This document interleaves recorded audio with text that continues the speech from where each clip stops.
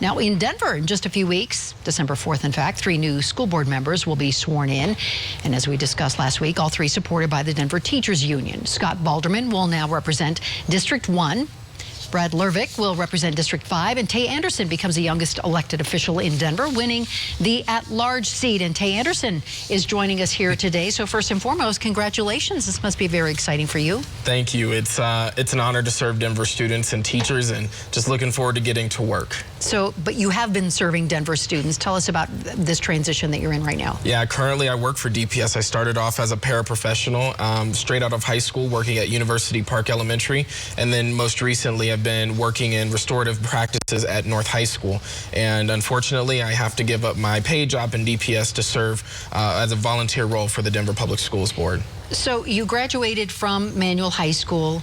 What made you decide that you need to run for school board? And this is your second time. Yeah, so I was in a student leadership retreat with a group of students from around the district, and Happy Haynes walked in and said, you need to tell your peers at your school that Manual High School will be co-located with the middle school. And I said, well, how do we get our voices heard at the governing level? And she gave me a very sarcastic remark of, you need to run and win like the rest of us. And so 4 years later, I have replaced Happy Haynes on the Denver School Board to fight for Denver's kids. Were you surprised? I was. I walked into Election Day and I did not think that we were going to be victorious due to the amount of money and special interest groups that weighed into this race.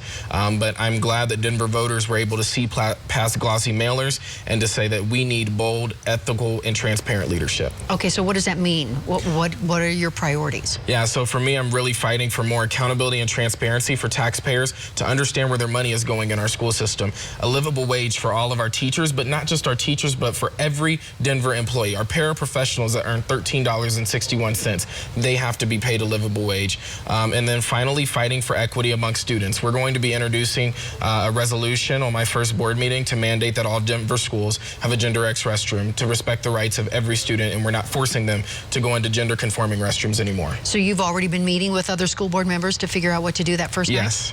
And I have a couple of resolutions ready to pass on my first day in office because I'm ready to get to work. I don't want to be somebody who gets elected and then waits until a couple months to get actually some things done. I'm going day one to making sure that we're working for Denver kids. So where do you stand on like school resource officers, for example? I know that's a huge issue in DPS and I think every district right now.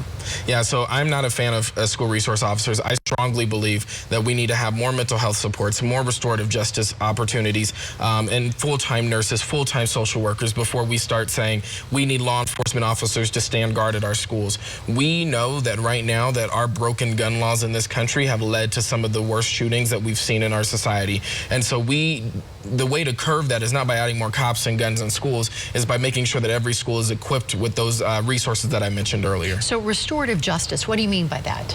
Yeah, so instead of us pushing a kid out of the classroom, we are helping them bring them back in, and we're actually making sure that it's not a punitive punishment, it's something that we're working with them on, and we're bringing them back into the classroom, and they're getting into an environment where they're taking accountability, recognizing the harm, and being able to move forward. Do you have any concerns about being on a school board with more experienced voices? I suspect a lot of people are much older than you.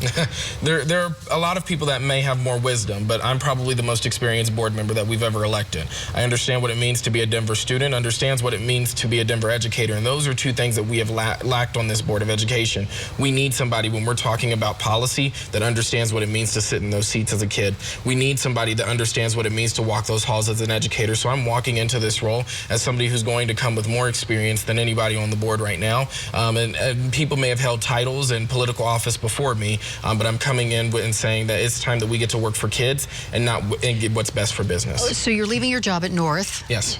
What happens next? I mean, where does college fit in for you? Yeah, so and work and making money. Yeah, this is an opportunity for me to go get more experience and get my degree. I want to be a teacher. My grandmother was a teacher, and I want to be a history teacher and teach the history through the lens of people of color and those who have not had the privilege of telling their stories. And for work, we shall see what the road has awaiting for me in the future. So, and what is next? I mean, this is the start of a political career, or is it? Or are you focused? I mean, I know you're going to tell me you're focused only on the school board right now, but do you have political aspirations?